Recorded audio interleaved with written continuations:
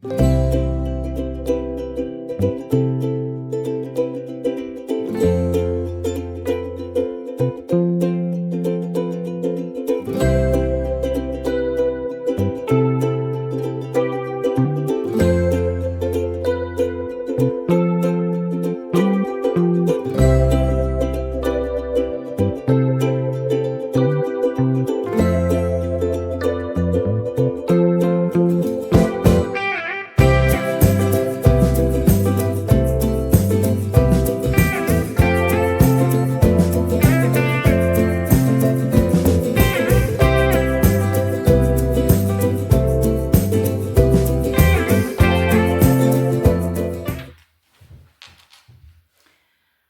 and welcome to my gallery here in southwest France.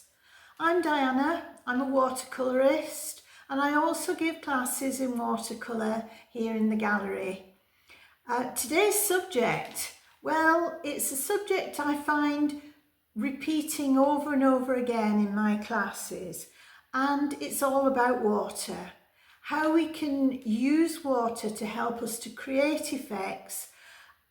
Water will always work better than a brush in many instances, and this is what I'm going to go through today. Go through a few simple exercises to illustrate how we can use the water to produce an effect which is impossible to produce in any other way. I find so many of my painters tend to work too dry because they feel more in control.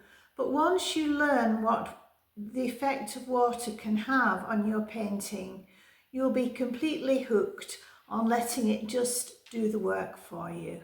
So let's paint. Now I'm going to begin with a piece of Arches rough grain watercolour paper, unstretched, just a piece of ordinary paper, and I'm using the mop brush to wet it all over. Now I have two colours. First of all, transparent yellow, and you can see that I've just dropped the yellow in on the left hand side, following up with a transparent orange, which is a colour that I love. The two together, a lovely warm combination. I'm just tilting the paper, which is starting to arch its back a little, and of course the paint will run to the edges, but moving it will help it to distribute across the paper. And this is just to show how creating a simple flowing wash like this will give you a lovely effect without really using the brush. The only way you use the brush is to apply it.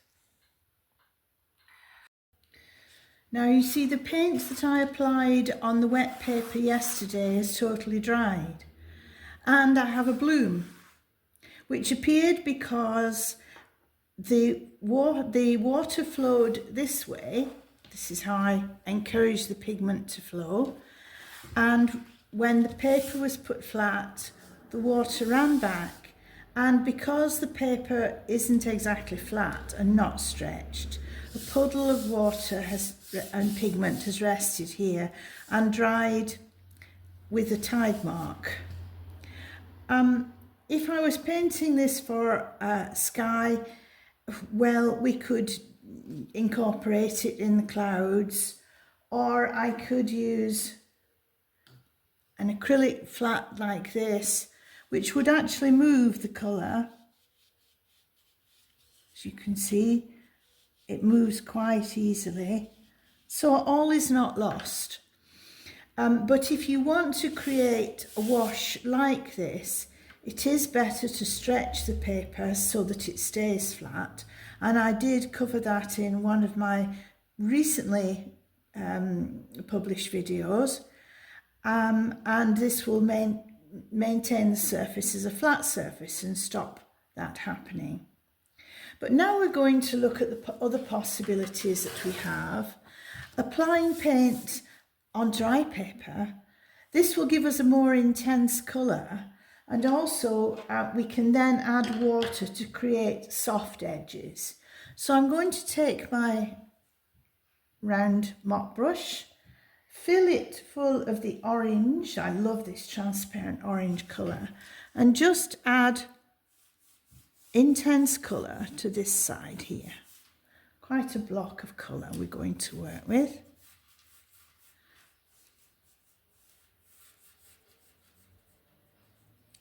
Now, whilst the surface here is brilliant wet, I can now fill my mop brush with clean water and take the water to meet the colour. Not put the water on here first, but start over here, or the limit of where you want the wash to be. So I'm just going to add, it's got a little hint of orange in it, but it doesn't really matter. Take it right up to the point of the, and then touch the colour, just touch the colour like this. And now we'll be able to move it. The water can run back into the colour if need be, and can also run this way, so we have far more control. It also means that our colour source here is much darker and more intense. This is doing the process almost simultaneously. But if we do another block of colour, again with the orange, just here,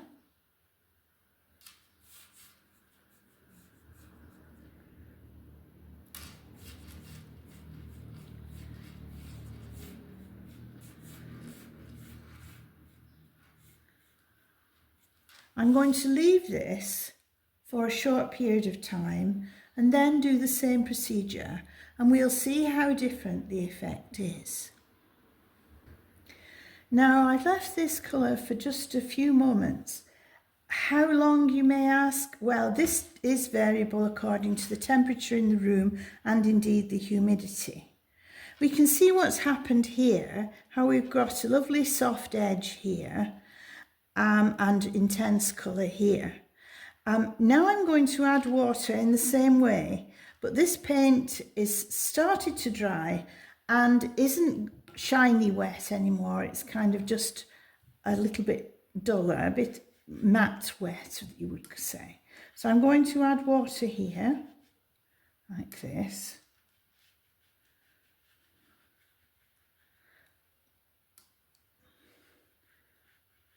I'm using a smaller mop brush this time,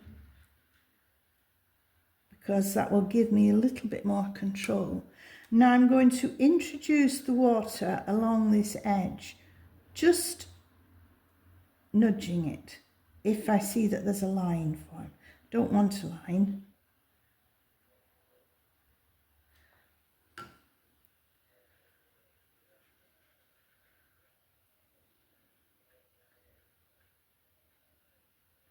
Okay. Now we'll leave it to do its own thing. It won't happen instantly. Painting in watercolours is sometimes all about patience. I just want to leave it to see how the different connection will be made and how we can create a different effect. Different pigments work in different ways. This orange is perhaps more subtle than using a really dark colour, but we'll see. Just leave it there to do its own thing. Can nudge it a little. Getting nervous now in case it doesn't work. There we go. We leave it and see what happens.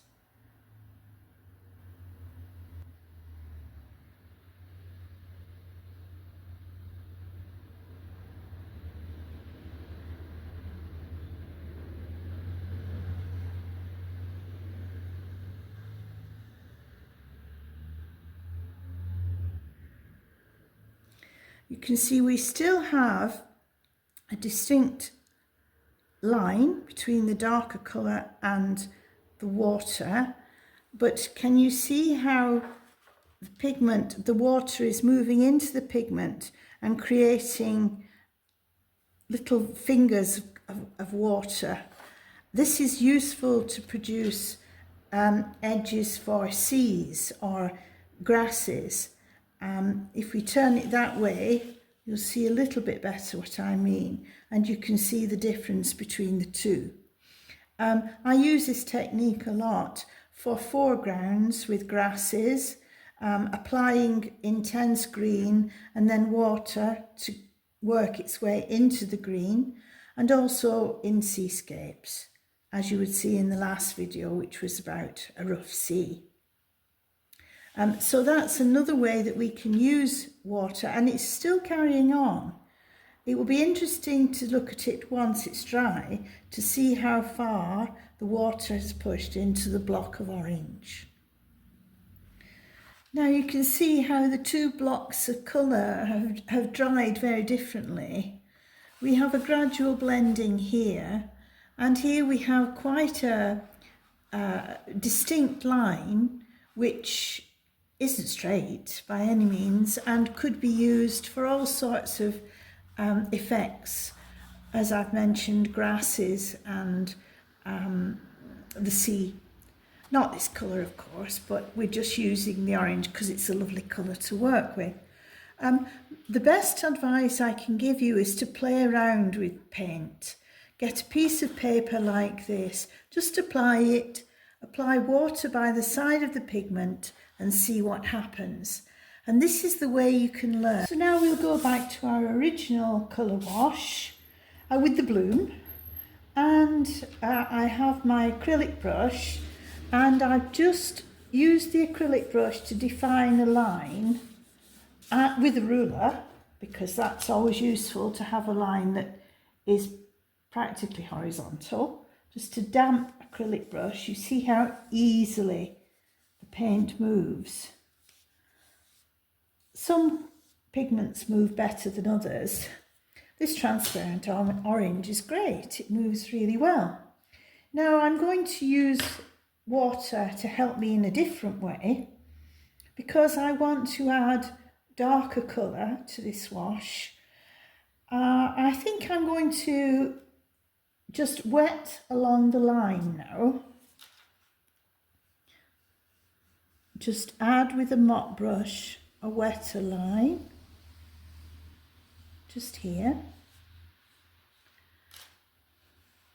Maybe a little broader at this end. Okay, now I've got a blue palette here, which has got cerulean blue and manganese blue. Two wonderful blues. The cerulean, which is here, granulates and is very heavy pigment. And so I'm going to spot that in just on one end, in the wet area, just in the wet area.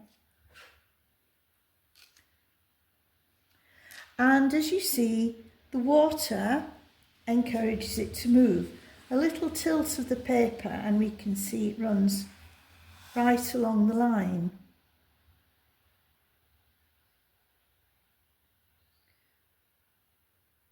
It's great fun, this. I love it when the paint just does its own thing. And you can see this is quite a rough grain paper, and the colour you can spot more in.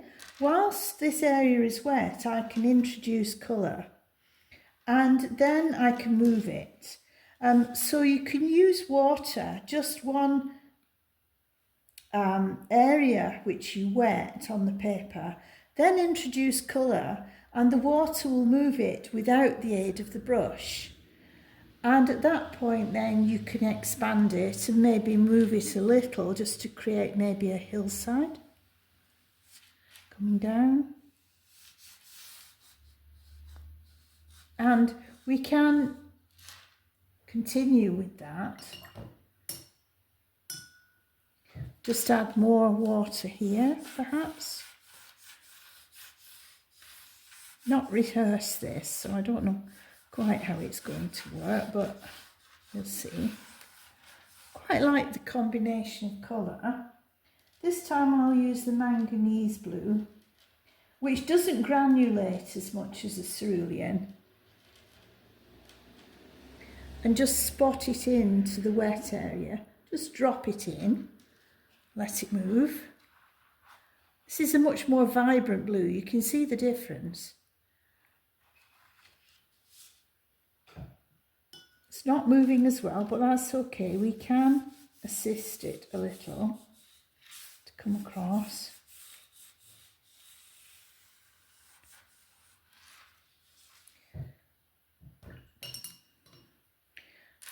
Wash it down a little,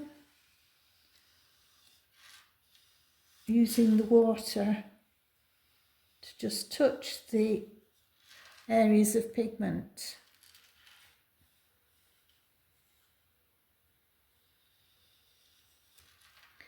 And you can see the flowing effect we have, which is great fun. Adding pigment in just one area and letting it go.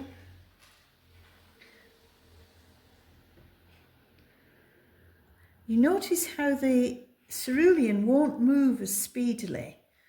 And so many people like to use cerulean blue for sky. But beware, because if your brush is loaded with pigment and you use cerulean blue and you want it to wash across the paper, it won't always do so. It will stay put. And if you've put several blobs, I mean, we could do it here just to see, just to illustrate what I mean. Let's wet this area up here. This is just a piece of practice paper anyway, so I won't take it down as far as the headland. I don't want to change that for the moment. But we'll go into the cerulean blue and put a blob here, maybe another blob here. Okay. Then we'll try to move it. Now it's almost instantly being tried to move, but you see, it just stays as a blob. It's very difficult to move it because the pigment is, if you go in there and move it physically with the brush right away, it will move. But the pigment is so heavy, it doesn't want to move readily. So I tend to use the manganese blue for skies because the pigment is lighter. Put a blob of the manganese here. Almost the same colour, but it moves much more readily. And you can see, if we look, there's an area, the pigment has absorbed the water and it's dry, whereas the manganese has spread. So be aware of that. If you are painting skies in this way, avoid the cerulean blue and use the manganese. That would be my advice. And if you have any harsh lines that you don't want, just add water. Water will always help you out. This is looking a little bit messy now, but it doesn't matter. It's just an experiment. Let it dry, come back to it and see what can be created. But you can see the difference between the two blues there. Those two blobs will be very difficult to move. Can kind of try, which defeats the whole object of not using the brush. But not easy to shift. Okay. Maybe moved it now. But yes, you don't have to wet the whole area. You can use water and add pigment and let it flow and see what effects you can have. It's good fun. Well, there you have it. I hope this video has helped you to think about using water to create special effects in your painting and not to be afraid to let the water take control. That's what it's all about, really. Watercolour. Till the next time, if you haven't done so already, please don't forget to subscribe and leave your comments and likes. I appreciate that. Till the next time, happy painting. Bye.